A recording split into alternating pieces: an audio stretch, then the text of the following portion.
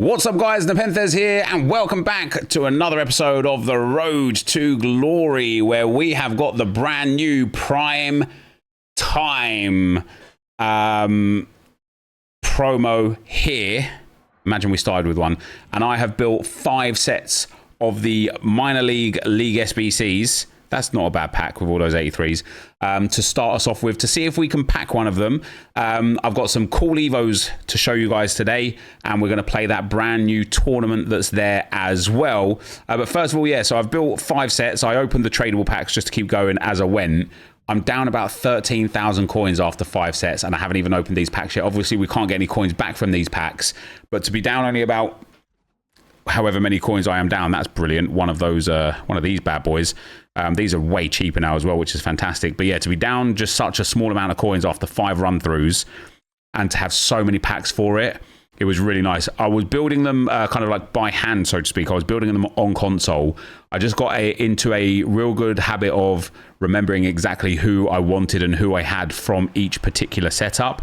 I didn't use any cards from my club. I paid coins in full in all of them always. There's another NepentheZ card, which is sensational. And so, yeah, guys, of course, if you're enjoying the content here on the channel and you wouldn't mind dropping a thumbs up, it will be very much appreciated. I'm excited to try out a few more of those kind of like screen cards today. They've got the 99 rated stats, and also hopefully pack at least one of these brand new cards. There's a lot of them that have silver base cards, so doing these League SBC grinds I think is going to pay off. Look at that, 2 of the Libertadores cards in there for us, guys, which is just delightful. Absolutely delightful. We'll probably be able to do a full Premier, like mixed, full Premium Prime, full one of the proper run-throughs by the end of this. Do we get another one? No such luck. No such luck. Not too bad though, guys. Not too bad. We can start building out our club again now. And I think for this week, guys, I want to try and start every day, every video, with at least 5 run-throughs of the League SBCs, if not 10. If I can really nail down the players I want to buy every single time, there's another NepentheZ player, we could probably do like 10 run-throughs of a minor league run-through and 2 or 3 of the major league run-throughs and go from there. So we've got 5 Electrum players packs to come as well. In terms of what I got from the tradable packs, I did get 2 walkouts. They were both the same person, and they were probably my most packed walkout so far this year. You guys already know who it was, Sandro Tonali. I did also get an 85 rated Miedemar, and I also packed tradable about 4 or 5 of the NepentheZ cards. I was considering keeping them because I thought, you know what, it could be fun to keep them and kind of like work through the Premier League setup a bit quicker. But I decided to sell them because I think that I'm going to be able to pack them at a reasonable rate. And if I've got like 6 or 7, I don't mind spending 10k to buy 4 or 5. Do you know what I mean? And here we are with another one of these Libertadores cards. We're definitely going to have the ability to have a full run through of the main one for today, which is really, really nice. But of course, the name of the aim of the game for today is to pack one of these brand new promo cards. There are so many of them in packs, and there are so many of them that have silver base cards that I really think I will pack one. We're going to play we're going to build a team for that tournament afterwards. We're going to play through that tournament, and then we're going to open all the rewards from that tournament afterwards, and maybe we'll pack one from there. But yeah, in the meantime, if we could pack one from these packs, it would be very nice. The first 10 packs we've opened were obviously the worst 10 packs. But it's still been good. There's still been lots and lots of League SBC cards in there, and quite importantly as well, lots of non-League SBC cards in there as well. But we've got 5 small rare gold player packs. It's a Portuguese centre mid, Bernardo Silva probably. Yeah, not bad. Again, a nice bit of like League SBC fodder. I probably will be able to complete the main League SBC. I might do it. We'll do the tournament. We'll get those packs, and I'll complete one of the premium upgrades. But as it happens, not even getting walkouts, let alone promo cards. And that's disappointing because I really thought I could use the League SBC grind to do some SBCs, some of the bigger SBCs. But if we're not even getting 86s and 87s, there's just going to be no chance whatsoever, which is really quite disappointing, really quite sad. But such is life, you know. You get what you get. Is that an inform? That looks like an inform to me. You get what you get, and you don't get upset. It is an inform in there. Luki Bacchio as well. But all of that, guys. And one pack to go, and all we got to show is one in form. So that's not ideal. Also, only one, maybe two 84s, Bernardo Silva as well. And this is what I was talking about in the video yesterday that I made, which was the video about, like, are the League SBCs worth it? Yes, they are. I mean, I'm at a net loss of about 13,000 coins. I've put significantly more than 13,000 coins worth of value into the club. That's a given. The question isn't, is it value for coins? Is it value for time? And it took me probably about an hour, I'd say, to grind out the League SBCs for you guys today. And that wasn't worth an hour of my time. Now then, evolutions, guys. I put some evos in for some expiring evos. I put Lotiem in the inverted instinct. So we're going to work on him as a bronze player to upgrade. I'm going to try and keep him a bronze player as well and just upgrade him like that. I've nearly finished Gale now. I need to win 2 more. I'm working on Leah. The evolutions that we got today, we got 2 of them. One of them is absolutely insane for everyone, but also specifically for me. So this one here, El Capitan, I can either turn this Kai Havertz into a card that looks like this. Finesse shot plus, 5-star weak foot, 6'4", with nice passing, nice dribbling outside of balance, nice shooting, an okay pace, and I really like his playstyles. For being 6'4", finesse shot plus, inventive, technical, first touch, enforcer, precision header and chip shot. I like it a lot. But the person I think I'm going to put it onto and play with today immediately is a man that we've been working on, we've been fighting for to get a great card, and it is this Gabriel Jesus. He comes away with 4-star skill moves, 5-star weak foot, very good dribbling, very good shooting, good pace, good physical, and brilliant play styles. The only downside, of course, is he doesn't have low driven at all, but he does have finesse shot plus with a 5-star weak foot, which is really good. And so I was considering Black Stenius, but she also doesn't have low driven. I was considering Mikel Merino, but he doesn't have low driven. He also doesn't look so great because of his lack of pace afterwards. And so the only other thing that I could do is basically wait to finish Leah. Oh, this game is like freezing like hard, isn't it? Is wait to finish Leah and then put her in there. I don't think she'll have the greatest card either, though. So I don't think that's going to be a reality.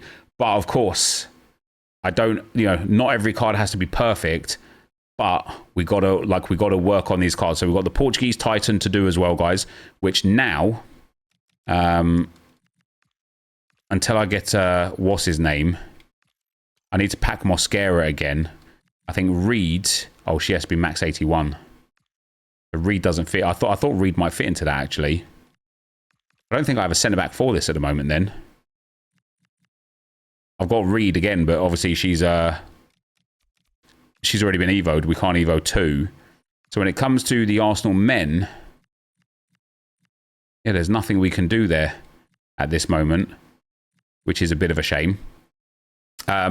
Curse of the left, we still need to do. I don't have a left mid. I need to do... Does Hines fit? Hines doesn't fit because she's got centre-back. So I might have to put that guy that I'm doing left wing on into here and just start really, like, running him up. I'll figure that out anyway. That's not for you guys to worry about. And then the new dynamic distributor. This could be good for so many cards. I'm not going to put it on Timber.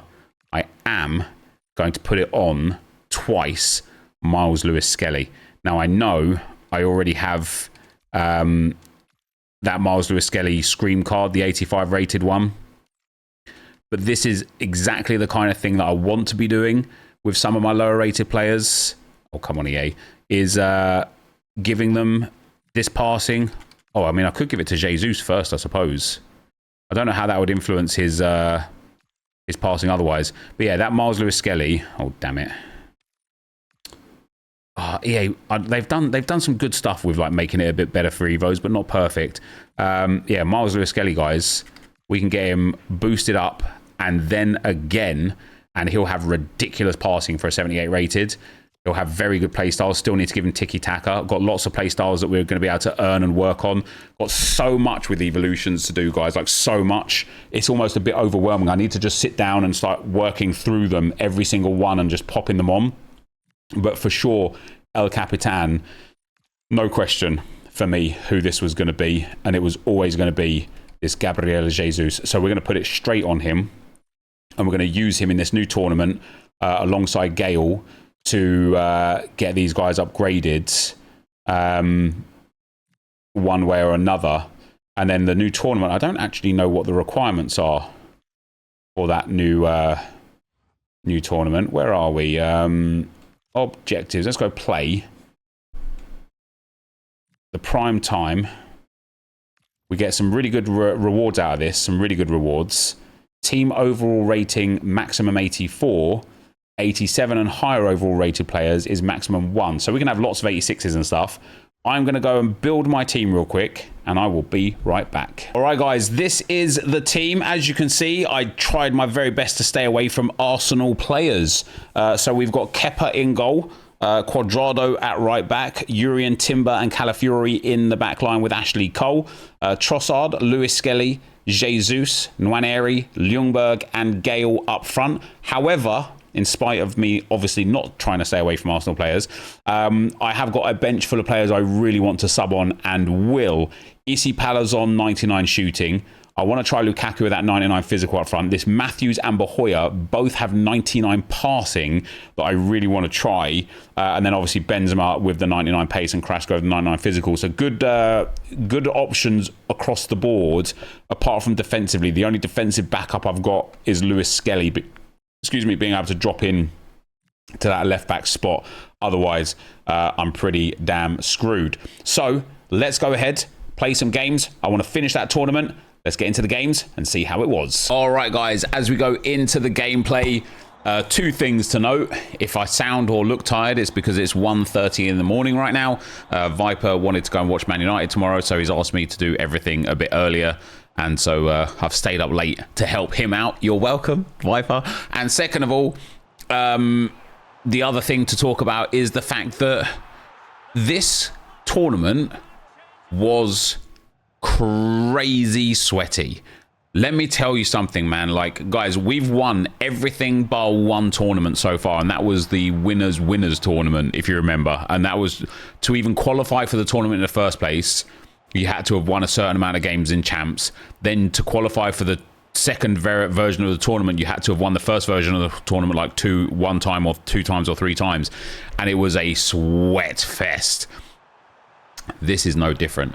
This is crazy sweaty. I couldn't believe it. What's really interesting about this tournament specifically as well is I tweeted out that I went with my record, and I'm going to ruin it for you. We played 10 games, obviously, because we needed to score in 10 and we needed to win 5. So you can presume that in that 10 games, I won at least 5. Well, actually, I won at most 5. I went 5-5. And I tweeted out, like, guys, this was just crazy for me. I couldn't believe how sweaty it was. A lot of the replies were, yes, me too. Like, this was like the most insane thing I've ever been involved in. I also had a lot of replies of, wait, what? This was the easiest thing I've ever done. I went 10-0 and didn't even struggle. Which makes me think, is there something with matchmaking? Like, what is it random and I was really unlucky? Is it random and those people were really lucky? Is there something fishy going on to the point where it's no longer random? Is it now based on rivals or something? Like, I don't know, but man, it was crazy. Anyway, we got 4 comments from the video a couple of days ago. The first one's a bit of a long one from Dino. He says, hey Nep, not really seen anyone talking about this, so maybe it's just me and the servers I'm on, and he's Australian, but I really felt the matchmaking in rivals this week being hellish. I'm in Division 6 and a 10 to 12 win weekend league player on average, with 10 being the lowest I've gotten. So without trying to sound egotistical, obviously an above average player for Division 6. Yet every game I played in Rivals this week, bar 2, where I demolished them, were incredibly sweaty. Low drivens only, play a lot cancel spamming, skill cancels, the whole shebang. Couldn't stop thinking, these guys cannot be possibly in Division 6, and afterwards messaging them, they were not. 5 people in total responded, and 1 was practically in Division 1, 1 game off, 1 in Division 2, 2 in Division 3, and 1 in Division 5. And those were the only people who responded. Really odd, because like I said, I'm in Division 6, and I wasn't versing anybody actually in Division 6. Because something to be looked into. Love the content as always. Funny you should say that. This, since the turn of the season and we got relegated, everyone got relegated back down, and I'm in Division 5. Some of the players that I'm playing in Division 5, the reason why I thought they were also in Division 5 is because Division 3 was sweaty, and I was at the top of Division 3. It was sweaty. And so I sit there and I think, okay, these people are obviously also were in Division 3, have also been relegated to Division 5. Maybe that's who I'm playing. But it is very fair to say that Rivals is a mess, like a genuine big fat mess. I don't know if it's matchmaking. There's two things come to play it straight away at the first thing of thinking, right? The first thing that comes to play is casuals don't play this game anymore. I don't think so anyway. At least not Rivals, and maybe not Champs. And the reason why, and definitely not Draft. And the reason why I think that is because it's too hard. The game's just too hard for players, and the rewards aren't rewarding enough. And we've talked about that. I guess like this is almost like the premium topic of every video. The game's too hard. The rewards aren't rewarding enough, and so people that don't love this game to death just won't play it. There's so many other games to play out right now. There's no reason to play this game if it's not fun. So based off of that, if casuals aren't playing in Division 6 or Division 5 anymore, you don't have the ability to play those players. You don't have the ability to get up the divisions, right? Which means there's a cesspool of loads of quality players all in Division 6, 5, 4, 3, 2 who don't care to get up, and also can't because they all keep playing each other. To stay up there. The other thing that I think, as we've discussed already many times, is because the rewards are so poor, like so poor, like in terms of a differential between Elite versus Division 6, there is almost no value actually going up the divisions.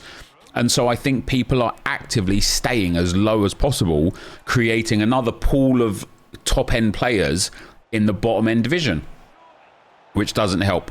I might try this week messaging my opponents as well. And I urge and implore any of you guys that are watching this now, after you play a Rivals game, just what a ball that was from that guy, by the way. This is what I'm saying. He just used the Travella incisive pass to get that ball through the gap. Like that is a high skill pass. That isn't just an accidental pass. Like he's done that on purpose. It's so sweaty. But yeah, if you guys could message and let me know, that would be great. That would be great.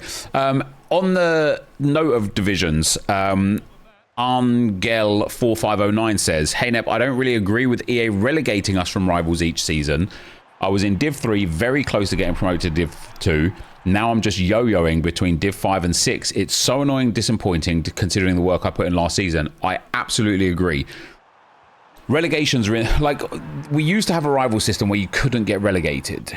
I can't remember which year it was. And so at the end of every season, you would go down 2. And the idea from it was, or it was a system where you got rewards no matter what. So you could just sit in the division and play like the bare minimum. I can't remember what it was, but there was something manipulatable by just staying in the division you were in. And so EA introduced a relegation. It was to stop people that were like inactive from sitting in a high division and just getting good rewards.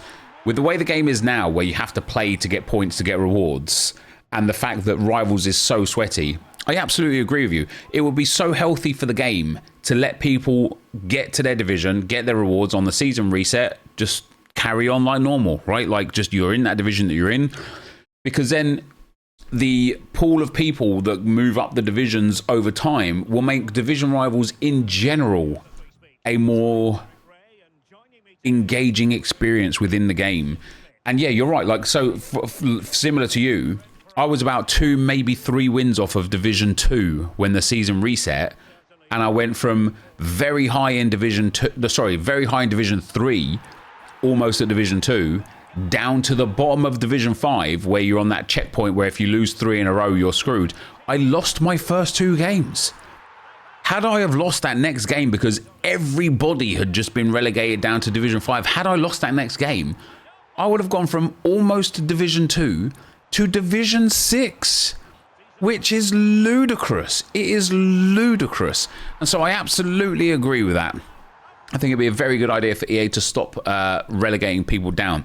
Basque Bwiz says, the power curve isn't getting pushed up, but rather the curve is flattening out to where there are more players with similar stats, playstyles and roles as compared to day one. This means there are more options for squad building with lowering price of players overall. When players start getting 2 playstyle pluses, this will be the push into the power curve because there will be so few of these cards to start. So you are absolutely correct on everything. The power curve isn't getting pushed up, it's flattening out. That is absolutely bang on. More players that have similar stats, yes. Similar playstyles, yes. And similar roles compared to day one, yes. This means there's more options for squad building, yes. We'll get back to that in a minute. While lowering the price of players overall. And yes, the reason why that lowers prices overall is because you don't need to take the same player as everyone else because you have more options. And so therefore there's more supply, there's less demand, and so player prices come down. Correct. The thing that is really interesting, and as you see in these games right here, is in spite of the fact that there are more options for squad building, people refuse to take them.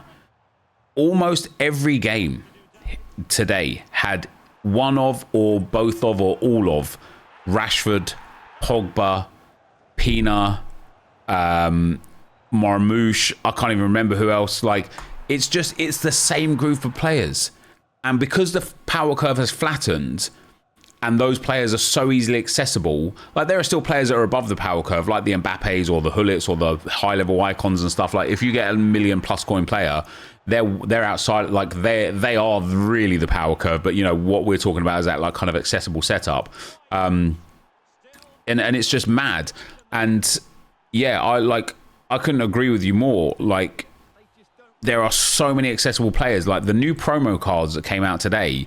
First of all, they are so cheap. It's crazy. Like it's actually crazy. But there were some really, really nice players. And right now, they are so cheap. So I can't remember who exactly it was that I was looking at. But there was a specific player that I was like, wow, they look really good and they're really cheap. I can't remember who it is. I'm going to have to find out who it was. Even like Taylor from Ajax. He's got tiki-taka, ping pass, incisive pass and finesse shot. He's got 5-star weak foot. He's got really well-rounded stats. And he's 10,000 coins. And it's like, it's because people refuse to move away from Pogba and then insert other 1 or 2 midfielders that they've already had now because the game's been out for 6 weeks. And so whilst we wanted EA to curtail the power curve, as a byproduct of that, everyone already now has the same team and can already move with the power curve all at the same time, which I don't think is necessarily a good thing either. How do they remedy it? Let me know down below. And then to take the last comment today before we go and get the rewards for today, Kami Ko says, people are sleeping on Evos. I've took a 53 rated Che Gardner from Stockport County to a 75 rated with 88 pace, 88 shooting, 87 dribbling with most of the OP playstyles. Never had so much fun playing foot, and I've been bashing Ultimate Team since FIFA 13. You are so right. You are so right. And it is why, for me, I've started playing the crappers way more. By the way, what a sick goal that was. It's why, for me, I've started playing the crappers way more because I'm about to have like a 58 rated striker with like mid-80s in all stats. It's going to be brilliant. But also, it's why I went back to the Arsenal Evo RTG part of this, like all the Arsenal Evo stuff, is because it's just more enjoyable. That's all there is to it. It's just more enjoyable. Building Evos this year. Honestly, guys, like I don't say this to try and be like, I don't say this to try and be any particular way. This is just my genuine feeling. This is my genuine thoughts about the game, right? I think this game is the worst game EA have quite possibly ever created for its time, right? Evos are the only thing that's saving it. I was streaming today and somebody sent me a clip of Zwayback, the perennial positive person. I love Zwayback to death. He's a really good friend of mine from this industry. He is talking about how this game is bad, how he's not enjoying this game, how he can't play this game the whole year. I was watching Orzio today. Orzio is losing more games than I think Orzio's already lost more games this year than I saw him lose in the entirety of FC25. And all I'm seeing from Orzio is him complaining about how bad the game is.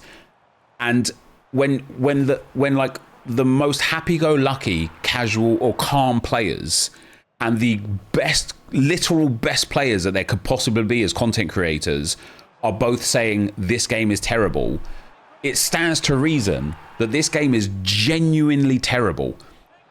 And because of the way the menus are with the rewards and the gameplay is and so on and so forth, for me personally right now in this moment, the only enjoyment I'm getting is via evolutions. It's the only thing that is keeping me attached to this game. And I mean that, like, and it's a sad thing to say because I don't want that to be the reality. Obviously, I want to love this game for all its everything, not just the Evos.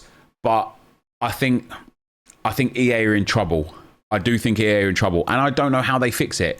Either way, guys, 5 and 5. Let's go and get our rewards. All right, guys. It is all done. I accidentally opened one of the packs, the Premium Mixed Players Pack or something like that. Premium Electron Players Pack.